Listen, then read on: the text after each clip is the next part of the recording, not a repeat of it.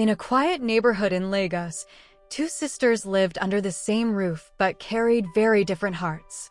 Amara was the elder one, calm, patient, and hardworking. She believed in earning everything the right way. Chioma, the younger sister, was beautiful, bold, and desperate for a fast way out of poverty. Their mother used to say, "Character will take you where beauty cannot." But Chioma never listened. One day, Amara received life-changing news. After months of applying for jobs abroad, she got a teaching opportunity in the UK. A company had sponsored her visa. It was her breakthrough. The whole family celebrated. But behind Chioma's smile was jealousy. Chioma had been secretly talking online to a wealthy businessman named Kelvin who lived in London. Kelvin had promised to marry her and give her a luxurious life, cars, mansions, designer bags. But there was one problem. Chioma had no visa. When she found out Amara's documents had arrived, a dangerous idea entered her mind. One afternoon, Amara traveled to Abuja to finalize some paperwork. She left her documents safely in her room. Chioma knew where they were.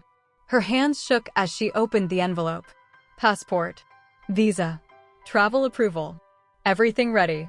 Chioma looked at her reflection in the mirror and whispered, "This is my chance."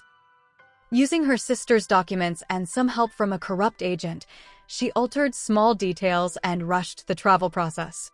Within days, she boarded a plane to London, pretending to be her sister. She didn't leave a note. She didn't say goodbye. When Chioma arrived in London, Kelvin welcomed her with flowers and expensive gifts. His mansion was bigger than anything she had ever imagined. She called home days later. Amara was shocked when she returned and discovered her visa gone used. Her heart broke. Her own sister had stolen her destiny. Meanwhile, Chioma enjoyed luxury, parties, shopping sprees, social media posts showing off her new life. She and Kelvin got married in a small civil ceremony. She thought she had won. But secrets never stay hidden. One evening, immigration officers visited Kelvin's house for a routine verification. There was a mismatch in records. The biometric data did not match the original visa application. The real Amara's identity was flagged. Chioma was arrested for identity fraud. Kelvin was furious. "You lied to me? Who are you really?" In one night, the mansion became a prison. The luxury disappeared. The rich husband filed for annulment immediately. Chioma spent months in detention. Kelvin never visited her. Back home, Amara struggled with heartbreak but refused to give up. She reapplied for opportunities, this time carefully protecting her documents. A year later, Amara received another sponsorship offer, this time to Canada. She traveled legally. She succeeded. She built her life from scratch. Years later, Chioma stepped off the plane at Murtala Muhammad International Airport, Lagos, her small suitcase dragging behind her. The long flight from the UK had done nothing to soften the humiliation she felt. Her once glamorous life, the luxury parties, designer outfits, and promises of a rich husband had vanished overnight.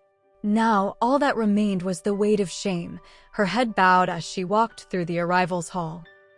Her mother, Mama Grace, was waiting in the small living room at home, arms crossed, her face calm, but heavy with disappointment.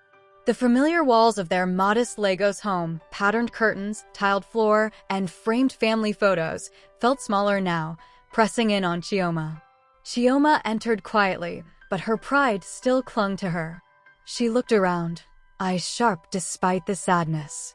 "Mama, where is Amara, my sister?" she asked, her voice trembling, a mix of fear and curiosity.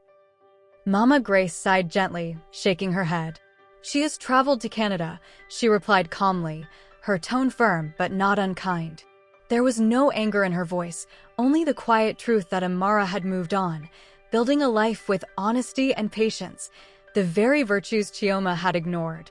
Chioma's heart sank further.